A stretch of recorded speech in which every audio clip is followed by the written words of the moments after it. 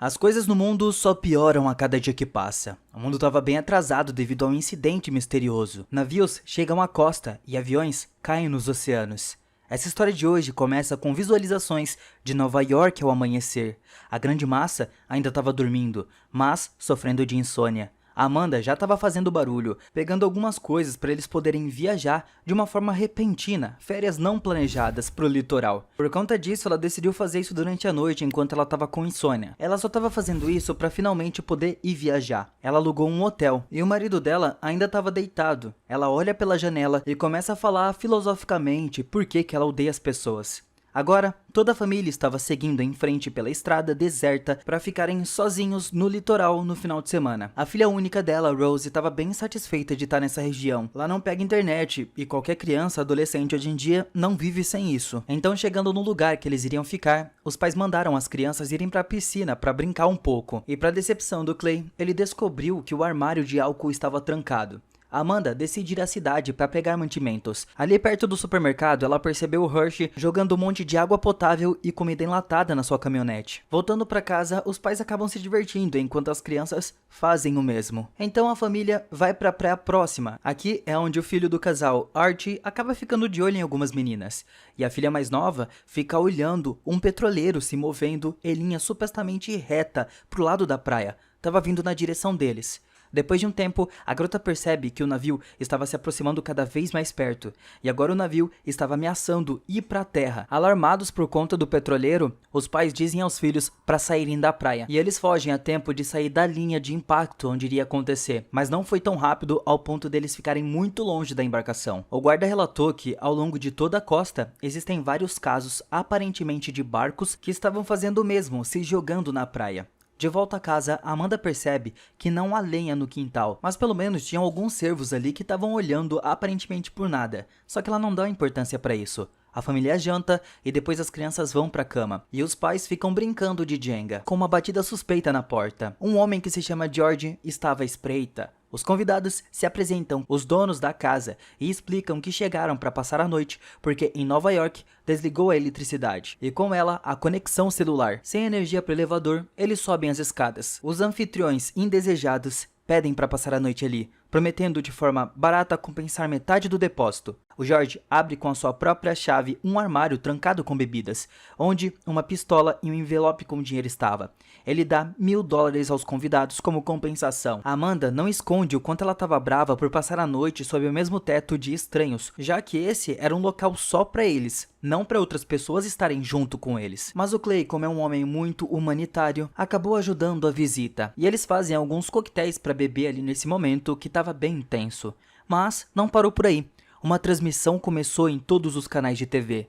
Um alerta federal. E isso confirmava o que os convidados indesejados estavam dizendo. Então eles vão poder ficar ali. Apesar da insatisfação da esposa com os donos da casa, eles vão ficar no porão enquanto os inquilinos descansam no quarto do andar de cima. Eles adormecem e ninguém percebe como a interferência na televisão, o sinal, é interrompido por um ataque cibernético em grande escala em todo o país. De manhã, a filha do casal quer assistir os seus programas de televisão, mas não tinha internet e não tinha televisão. Só tinha os clássicos 50 tons de ruído branco. A mulher manda a filha para a sala e ela percebe uma notícia no seu celular. Toda a eletricidade foi cortada devido ao ataque de hackers. Ela tenta mostrar as notícias ao marido, mas as mensagens são enigmáticas e desaparecem. Na tentativa de entender, os pais decidem tentar entender o que estava acontecendo, e o Clive vai ir até a cidade para saber as últimas novidades. Amanda vai ficar com as crianças, mas ela não estava fazendo isso muito bem, já que a Rose estava nesse exato momento observando a chegada de vários cervos no quintal. Eram muitos. O George quer saber o que estava acontecendo e fala sobre um vírus de computador chamado Eu Te Amo, feito em 2000 por 2 adolescentes. Isso resultou em empresas sofrendo diversas perdas bilionárias.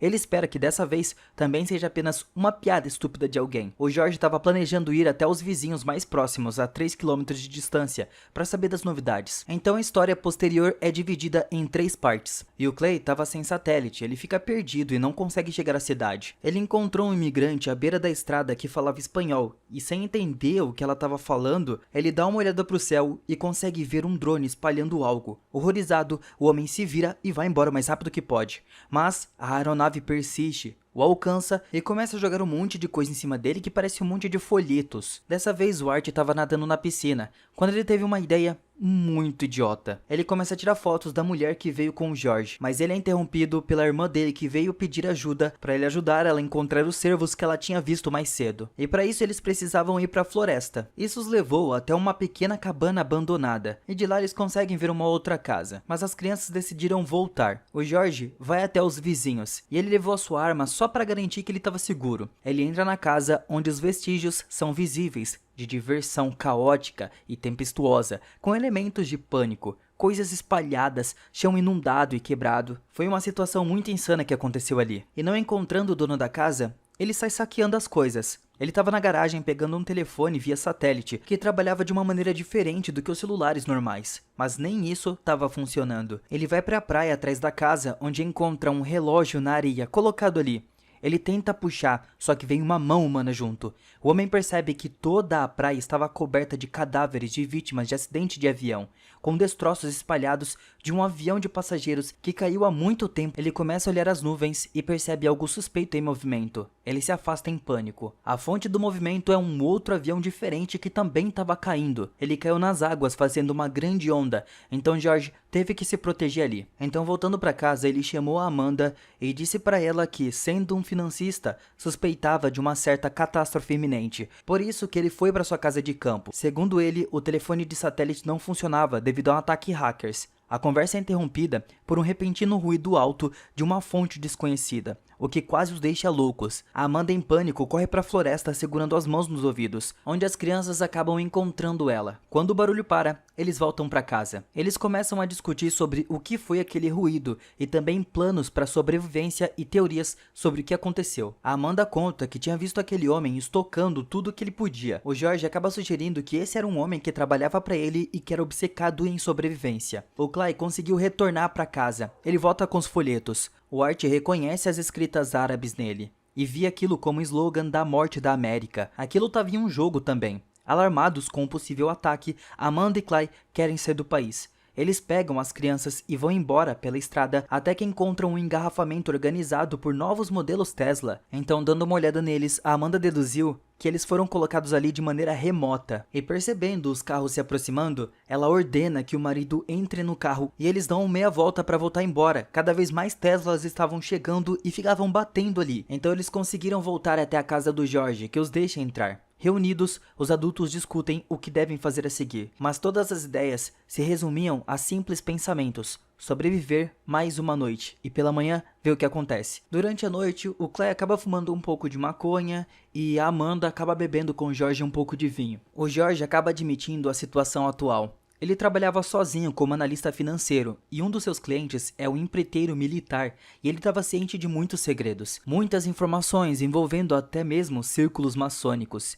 Um dia antes do início de toda essa bagunça, ele pediu para traduzir tudo, transferir dinheiro para outra conta e de forma bem humorada, a pergunta sobre o colapso iminente foi respondida de maneira deprimente com a frase "cuide-se". Uma combinação de fatores forçou o proprietário a fugir da cidade e ir para esse local. As informações perturbam muito a Amanda. Então, para animá-la um pouco, ele decide chamar ela até um armazenamento pessoal de discos de vinil. Mas ao invés de jazz clássico, ela prefere o hip hop, ao qual eles acabam dançando juntos. O George se lembra da sua esposa que, no momento de tudo o que aconteceu, estava em um avião, o que reduz a chance de sobrevivência a zero. Durante a noite, de uma maneira repentina, outro ataque sônico aconteceu, mas eles se acomodam para passar a noite. Todos estão nos mesmos quartos, exceto as crianças, que agora querem compartilhar com seus pais suas experiências e medos sobre o que aconteceu.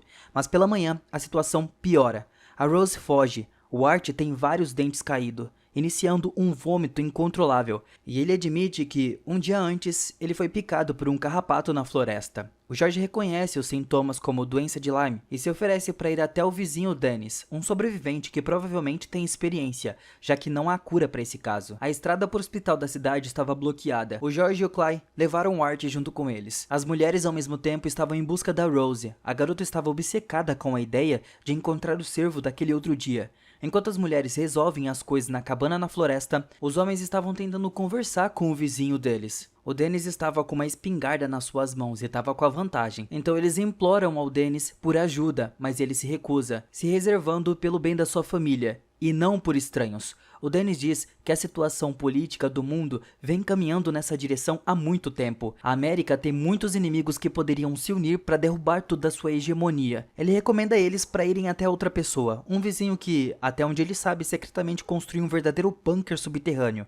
Irritado, o George saca sua arma e a situação se transforma em uma opção de duelo mexicano. O Clay tenta convencer eles a pararem com isso, pelo bem da família deles, assim como ele próprio é um sobrevivente. O Dennis cede à persuasão e vende uma garrafa de antibióticos por $1000. O Art tomou as pílulas. O Dennis tinha certeza de que o país foi atacado por russos ou coreanos, até mesmo a China. Mas o Clay mostra para ele um folheto com escrita árabe, mas o Dennis diz que isso é apenas uma farsa, porque ele tinha um colega veterano que ligou para ele e contou sobre folhetos semelhantes. Já sentado no carro, o George diz que ele é um cliente contratante do Ministério de Defesa e falou sobre um plano semelhante em 3 etapas. Primeiro, isole o país na comunicação, depois desinforme e confunda a população com ataques psicológicos, como folhetos e armas sonoras, e o terceiro passo estava no conflito interno, com cidadãos confusos e assustados, começando uma guerra civil, demolindo o sistema existente com um mínimo de esforço. Do lado de fora, eles só vão ficar olhando o caos acontecer. Nesse mesmo momento, Amanda e a Rudy enfrentam uma invasão de um rebanho de cervos, mas eles são afastados com gritos e muito saculejo da parte delas. Sem entender por que todos esses cervos estavam aqui,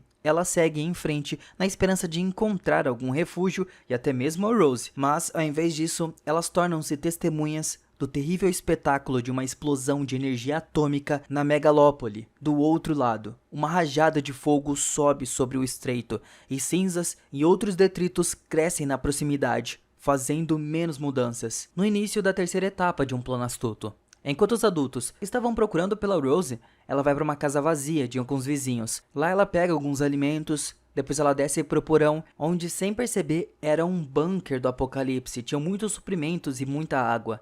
A garota vê a coleção de DVDs de Friends, incluindo o último episódio que ela queria assistir, e ela consegue descobrir como tudo terminou com Ross e Rachel. Então o filme termina com um tom cômico, com alguns sons diferenciados, indicando que provavelmente eles sobreviveram.